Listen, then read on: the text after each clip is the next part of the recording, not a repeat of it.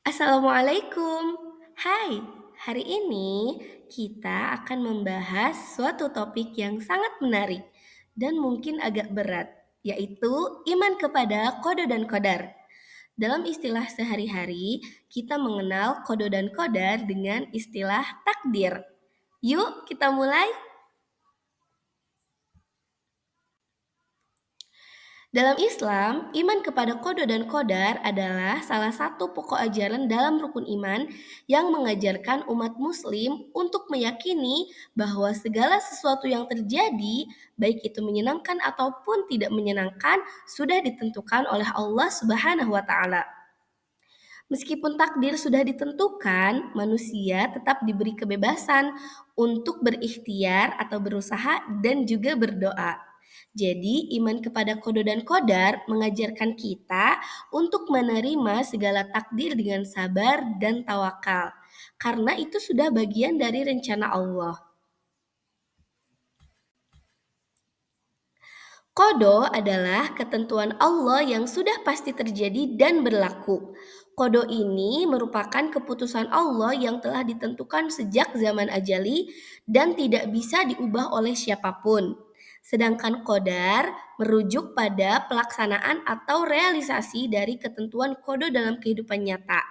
Dalam hal ini, takdir mencakup segala peristiwa yang terjadi, baik itu berupa nikmat, ujian, ataupun musibah. Setiap takdir merupakan bagian dari kebijaksanaan dan rahmat Allah. Allah Subhanahu wa taala berfirman dalam Quran surah Al-Furqan surah ke-25 ayat 2. A'udzu billahi minasyaitonir rajim. Bismillahirrahmanirrahim. الذي له ملك السماوات والأرض ولم يتخذ ولدا ولم يكن له شريك في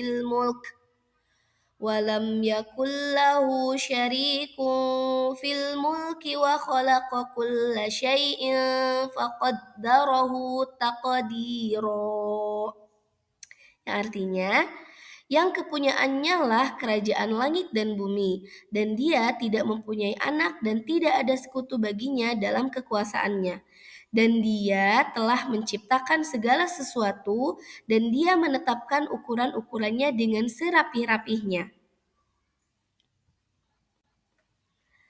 Dalam hadis Nabi yang diriwayatkan oleh Imam Bukhari, Allah mengutus malaikat pada setiap rahim. Kemudian malaikat tersebut mengatakan, "Ya Robbi, ataukah sebatas segumpal mani?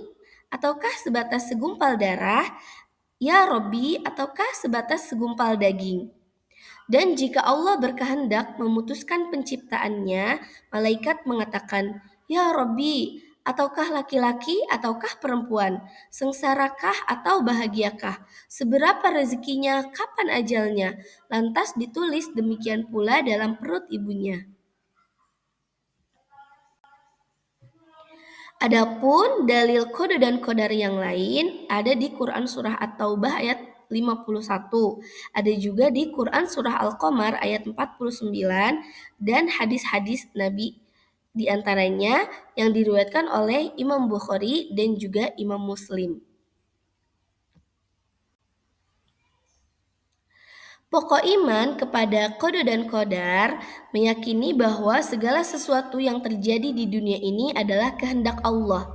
Jadi, sebagai orang yang beriman, kita harus yakin bahwa apapun yang terjadi dalam hidup kita, semuanya sudah ditetapkan dan kehendaknya Allah.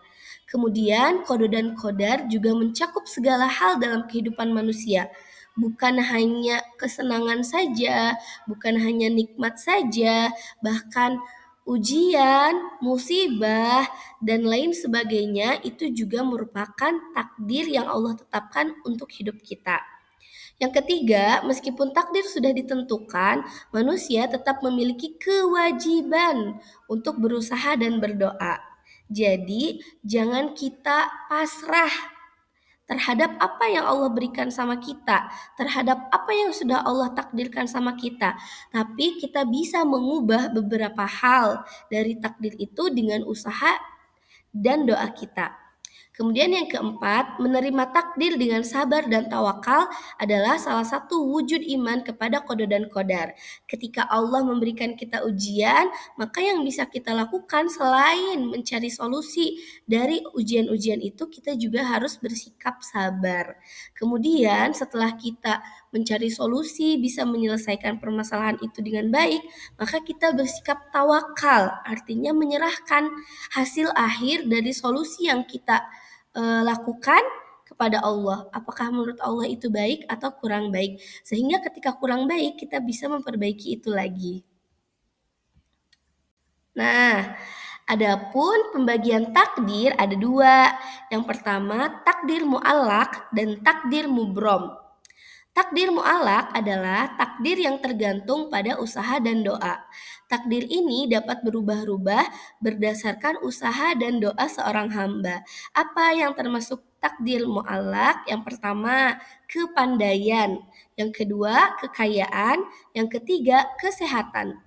Kepandaian itu bisa diusahakan meskipun kita memiliki kapasitas ilmu yang sedikit misalnya sehingga kita tertinggal pengetahuan kita oleh orang lain, maka kita bisa berusaha menambah pengetahuan kita dengan cara belajar, dengan cara terus membaca buku, maka insya Allah kepandaian kita akan bertambah.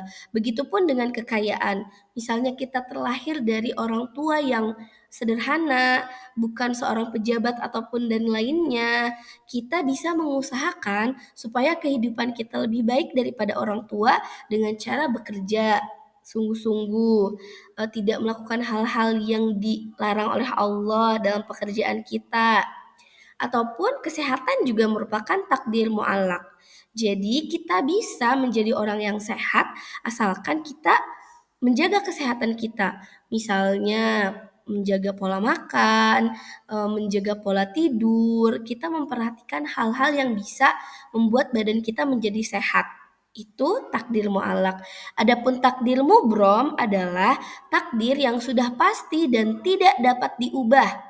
Takdir ini tidak bisa diubah oleh siapapun, termasuk oleh manusia meskipun sudah berusaha semaksimal mungkin dan sudah berdoa siang dan malam.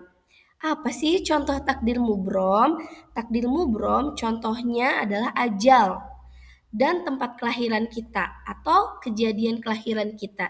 Jadi kita ini tidak bisa mengubah waktu ajal kita. Jadi kita hanya bisa menerima bahwa ajal kita ya hari itu, usia segitu. Kita nggak bisa mengubah ajal kita meskipun kita terus melaksanakan amal ibadah yang banyak. Kemudian kita juga terus memohon kepada Allah supaya Allah panjangkan umur kita. Tapi ketika Allah sudah mencatat ajal kita atau kematian kita di usia 60 tahun, ya kita 60 tahun akan meninggal.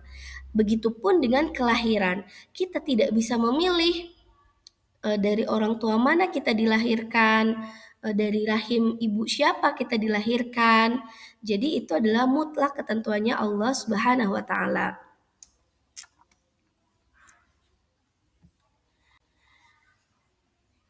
Jadi, takdir Allah berlaku untuk semua makhluknya tanpa terkecuali. Setiap orang akan mendapatkan takdirnya masing-masing, baik itu dalam bentuk kebahagiaan maupun ujian.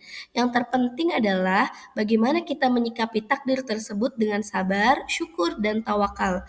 Ketika kita mendapatkan takdir yang baik, maka kita harus bersyukur dan tidak melupakan bahwa semuanya itu adalah pemberian dari Allah. Sedangkan ketika kita mendapatkan takdir yang kurang baik atau misalnya takdir yang menyedihkan untuk kita, maka yang harus kita lakukan adalah bersabar.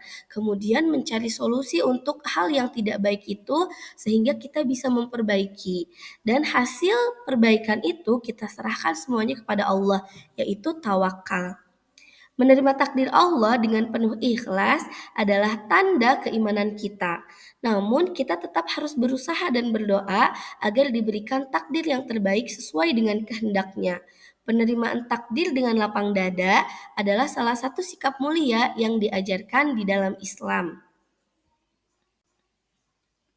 Ingat ya, takdir bukan untuk ditakuti, tapi untuk diterima dengan lapang dada. Kita adalah orang-orang yang bisa membuat perbedaan dalam hidup kita. Jadi jangan hanya pasrah, berusahalah. Meskipun jalan takdir yang kita lewati kadang tak selalu mudah, teruslah berdoa, berusaha, dan lakukan yang terbaik. Terima kasih sudah mendengarkan sampai akhir. Semoga ada manfaatnya ya. Dah, assalamualaikum.